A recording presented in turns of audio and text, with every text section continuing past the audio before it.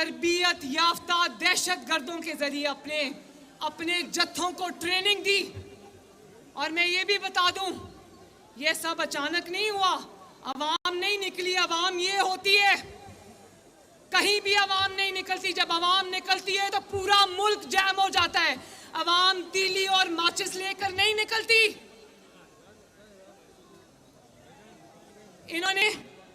इन्होंने क्या किया? मास्टर माइंड उन हमलों का उमर अता बंदयाल का लाडला इमरान खान था।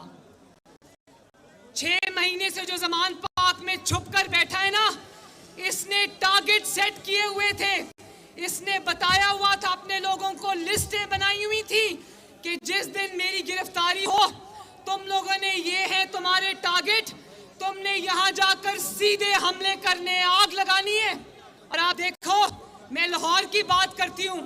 लाहौर में जब ये कोर कमांडर हाउस में और शुहदा की यादगारों पर हमले किए गए, रास्ते में कई सिविलियन इमारतें आती हैं, रास्ते में सरकारी इमारतें आती हैं, रास्ते में रियासती इमारतें आती है।